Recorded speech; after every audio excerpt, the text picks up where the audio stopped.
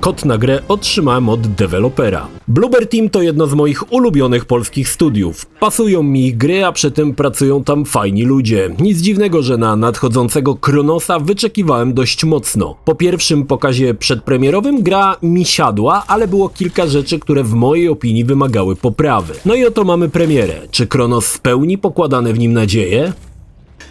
Cześć, ja nazywam się Krzysztof Energik-Nicielski, a to recenzja gry Kronos The New Dawn od Bloober Team w wersji na PlayStation 5 Pro. Zapraszam. W grze wcielamy się w podróżniczkę. Trafia ona do Nowej Huty, gdzie miał miejsce wybuch dziwnej epidemii. Ludzi pozmieniało w mutanty albo w biomasę. Ta pokrywa sporą część miasta, które zastygło w latach 80. Przed podróżniczką szereg zadań, które przybliżą ją do prawdy o epidemii i ludziach, którzy dzielnie z nią walczyli.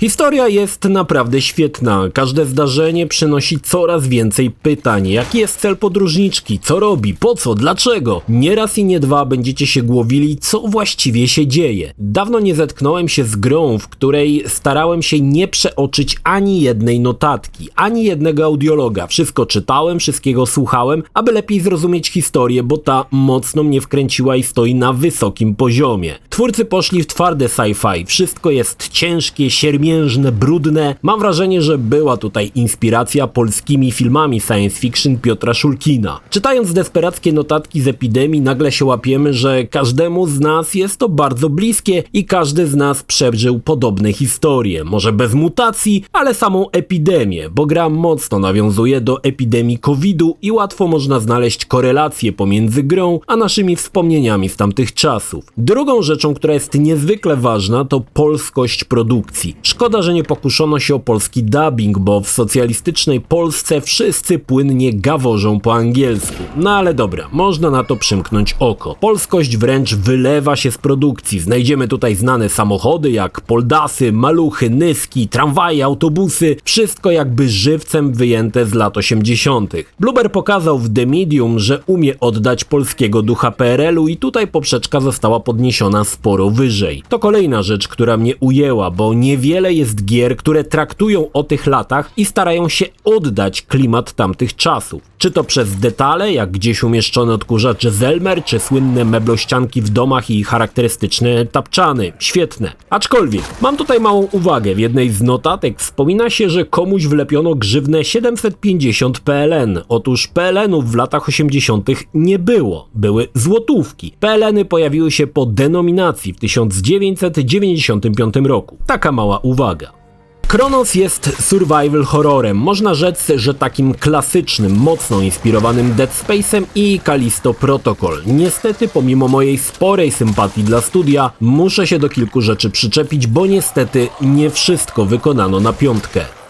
Głównym elementem gry jest walka i tutaj niestety nie wykonano tego najlepiej. Jest to problem dość złożony, dlatego bez omówienia mechanik nie wyjaśnię, dlaczego tak jest. Podróżniczka ma pistolet, którym może łoić do mutantów. Ten ma dwa tryby. Strzał zwykły, zadający małe obrażenia i strzał ładowany, w którym trzeba przytrzymać przycisk strzału, aż ten po prostu się naładuje. Taki strzał zabiera spore energii, ale rzadko zabija od razu. Z początku każdy mutant wymaga około 3 naładowanych strzałów. I teraz, nasza bohaterka nie ma żadnych ruchów defensywnych, nie ma uniku, nie ma fikoła. To powoduje, że w zasadzie kiedy przeciwnik wykonuje swój atak, bierzemy go na klatę, bo nie ma innego wyjścia. Jednym z rozwiązań jest po prostu bieg w drugą stronę, ale postać biega dość wolno, a zasięg rażenia ciosów mutantów jest spory, więc zazwyczaj przyjmiemy cios może nie na klatę, ale na plecy. Jest to problem, bo w sytuacji, gdy mutant na ciebie szarżuje, my powoli idziemy do tyłu, ładując broń, zanim ta się naładuje, już mutant wykonuje swój zamach i podróżniczka traci sporo energii.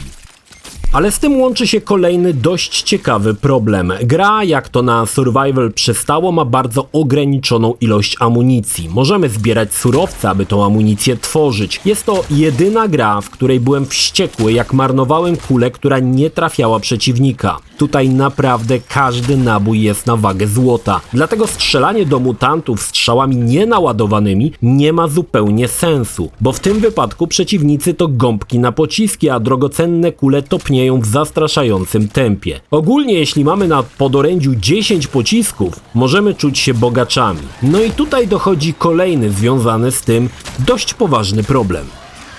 Szczególnie na początku gry będziemy mieli masę sytuacji, które są po prostu death trapami, czyli pułapkami bez wyjścia. Zakładam się o lewą nerkę, że każdy się z tym spotka na pierwszym bossie. Bardzo i to naprawdę bardzo często gra doprowadza do sytuacji, gdy stoimy naprzeciw jednego lub kilku przeciwników i nie mamy ani jednego pocisku. Nie ma też surowców, aby z nich pociski wykonać. Lokacje takich pojedynków zazwyczaj są zamknięte, więc nie można ich opuścić i jest to co jest i nie ma więcej. To doprowadza do absurdalnej sytuacji, gdy biegamy, unikając przeciwników, nie mogąc zupełnie nic zrobić. Podróżniczka ma co prawda ciosy wręcz, ale po pierwsze zadają one minimalne obrażenia, a po drugie wyprowadzenie takiego ciosu to na 90% otrzymanie w zamian ciosu od przeciwnika. Dodatkowym utrudnieniem jest to, że podstawowi przeciwnicy, jeśli znajdą ciało powalonego innego mutanta, łączą się z nim i ewoluują w mocniejszą formę,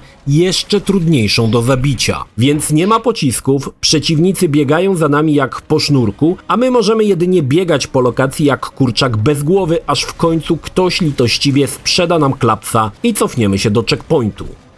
No i właśnie, checkpointy. Krew was zaleje. Checkpointy są zupełnie nieprzemyślane. Zazwyczaj mamy zapisy w bezpiecznych strefach, coś a la Resident Evil i pokoje z maszynami do pisania, ale pomiędzy kolejnymi zapisami zazwyczaj czeka nas nielicha przeprawa z wieloma przeciwnikami i walką z ciągłym brakiem amunicji. Nie raz i nie dwa, oblani potem cudem wygracie ciężki pojedynek i nagle jakiś stwór nie wiadomo skąd capnie nas łapą i checkpoint cofa nas hen daleko w tył jeszcze przed wygranym pojedynkiem. Niestety, ten problem zgłaszałem ja i wiele osób na pokazie przedpremierowym, ale nic z tym nie zrobiono. Ten element wymaga poprawy, bo podejrzewam, że dla wielu pierwszy boss będzie ostatnim, którego zobaczą, bo potem jest jeszcze trudniej. No ale te wady mają bardzo ciekawe efekty uboczne. Po pierwsze, Kronos jest bardzo trudny. Nazwałbym go takim Dark Soulsem survival horrorów. Po drugie, autentycznie grając się boisz, ale boisz się porażki, że ktoś cię zaraz zmiecie z planszy i gra cię cofnie do checkpointu daleko w tył. Dlatego łapałem się na tym, że grałem wybitnie ostrożnie. Każdy pokój, każdy niepokojący dźwięk powodował u mnie alert. Nie ukrywam, że to fajne uczucie, bo gra się dosłownie z duszą na ramieniu. No dobrze, ponarzekałem, ale wciąż Kronos oferuje kilka ciekawych pomysłów. Podróżniczka może użyć specjalnego miotacza, który podpali przeciwników i na chwilę ich unieruchomi. Ale miotacz ma tylko jeden ładunek. Kolejny możemy albo znaleźć, ale to jest dosyć rzadkie, albo w save poincie pobrać go z szafki. Ale pobrać możemy tylko jeden ładunek. Jeśli chcemy mieć ich więcej, trzeba je skraftować. Ładunek to czasami nasza ostatnia desperacka linia obrony. Odpalając go podpalamy przeciwników. Zadaje on co prawda niewielkie obrażenia, ale unieruchamia wszystkich na kilka sekund, abyśmy mogli wpakować w nich magazynek lub desperacko, machając łapami, walcząc wręcz. Oprócz tego dojdą różne kolejne bronie. Strzelba, karabinek czy pistolet półautomatyczny. Ale nie będzie lekko. Miejsce w ekwipunku nie jest z gumy, a wszystko zajmuje miejsce. 4 bronie to 4 sloty. Ładunek miotacza to kolejny slot, dlatego często będziemy backtrackować do bazy, aby zostawić pewne rzeczy w skrzyni i móc zabrać kolejne, podobnie jak w klasycznym Rezydencie. Oczywiście podróżniczkę możemy ulepszać, służą do tego rzadko spotykane rdzenie. Za nie ulepszymy kombinezon i tutaj kolejna ciekawa rzecz. Bardzo mocno będziemy się głowić, w co zainwestować. Lepsza wytrzymałość pozwoli przetrzymać jeden klaps od przeciwnika więcej, czy może lepiej zainwestować w więcej miejsca w ekwipunku. Rdzeń nie ma tyle, aby ulepszyć wszystko na maks, więc trzeba kombinować. Możemy też ulepszać broń, do tego potrzebujemy growej waluty, czyli energii. To możemy znaleźć lub też możemy znaleźć unikalne przedmioty z PRL-u, które można sprzedać, ale ponownie kasy nigdy nie będzie w bród, nawet jak będziecie obwąchiwać każdą ścianę. Często będą to dylematy, kupić ulepszenie do pistoletu, czy może energię, bo jedziemy już na rezerwie, a może trzeba dokupić dosłownie kilka kul do pistoletu, bo kule są sprzedawane co ciekawe na sztuki i wcale nie są tanie, ani nie ma ich zbyt wiele. To również bardzo fajny aspekt Kronosa.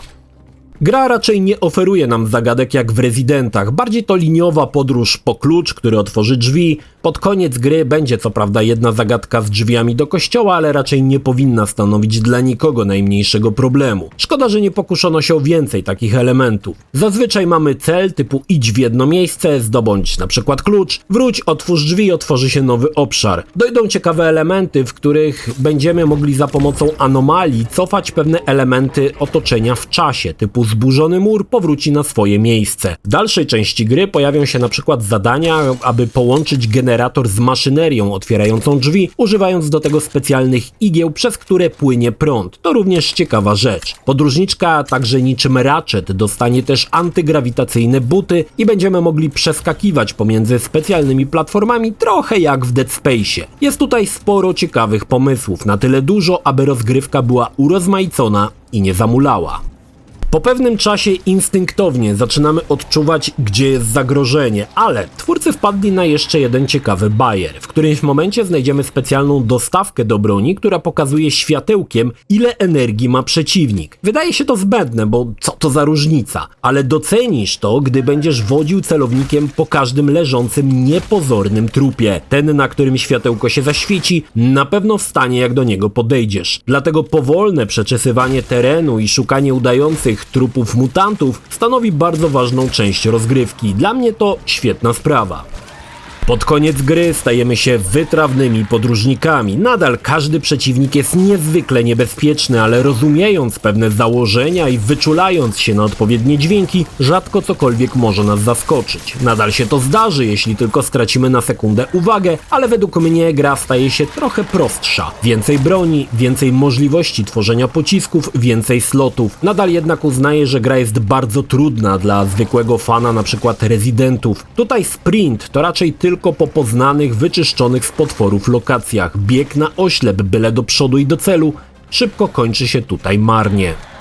Oprawa gry jest świetna, po części przez tą właśnie polskość. A to portret Jezuska nad łóżkiem, a to charakterystyczne drewniane zabawki. Częścią zabawy jest oglądanie mieszkań Nowej Huty i przypominanie sobie szalonych lat 80. Jest w tym jakaś taka dziwna nostalgia, tęsknota, przynajmniej u mnie, bo pewnie ci, którzy się w tych czasach nie wychowali, nie doznają takich uczuć, ale dla starych byków będzie to jakby podróż w przeszłość. Gra posiada masę świetnych asetów, to nie tylko wraki maluchów, ale i boazeria w domu, plakaty, rzeźby, pomniki. Wszystko powoduje, że klimat lat 80. wręcz wylewa się z ekranu. Gra działa w trybie jakości i wydajności. Grając na wydajności na PlayStation 5 Pro nie spostrzegłem zbyt wielkich problemów z płynnością. Gra śmiga bez najmniejszych problemów, a przy tym zachowuje wysoką jakość oprawy. Chronos jest spolszczony, niestety ponownie wspominam o tym, że brak języka polskiego jest sporym błędem. Jednakże angielskie głosy dobrano świetnie. Podróżniczka mocno mi przypomina głos Krystyny Czubówny. Nie wiem, czy to intencjonalnie, czy nie, ale wyszło to dobrze. Każde jej słowo wypowiadane jest powoli i jakby z trudem. Mocno to buduje klimat takiej ogólnej beznadziei. Choć dialogi są angielskie, to całe szczęście wszystkie teksty na plakatach, murach, bohomazy w windach, wszystko jest w naszym rodzinnym języku i za to szanuję. Chronos to gra, która wymaga doszlifowania. Są świetne elementy, fabuła, oprawa, niespotykany setting, który dla wielu będzie turbo egzotyczny, ale też myślę ciekawy. I są rzeczy, które nie do końca wyszły dobrze. System walki, brak bloku, checkpointy. Jednak oceniam, że Chronos to kolejny godny tytuł zapisujący się na liście zajebistych gier od polskiego game devu. Bloober pokazuje, że nasz kraj, Polska, może być świetnym miejscem akcji dla gier. To nie epidemia w Stanach czy gdzieś tam na innych planetach. To epidemia tutaj, w Polsce, w naszym mieście, Nowej Hucie i tym gra dla polskich graczy naprawdę wygrywa. Widać, jaki potencjał istnieje w naszym kraju i jak wiele można zrobić i być dumnym z naszej, no niekoniecznie szlachetnej historii. Bloober widać się tego nie wstydzi i mocno to propsuje, bo potrzeba więcej takich gier. Pomimo wad, to solidny tytuł z fajną podstawą na kolejne odsłony. A Bloober ponownie pokazał, że na horrorach to się znają jak mało kto. Dlatego wszystkim, niekoniecznie tylko tym, co mieszkają w Nowej Hucie, serdecznie Chronosa polecam. Jeśli film Ci się podobał, zachęcam do subskrybowania lub wsparcia mojego kanału na portalu patronite.pl. Film o podobnej tematyce znajdziesz tutaj, natomiast z drugiej strony znajdziesz film wygenerowany przez platformę YouTube. Zachęcam również do odwiedzenia moich social mediów, grupy Energikowcy na Facebooku oraz serwera Discord. Linki jak zwykle w opisie.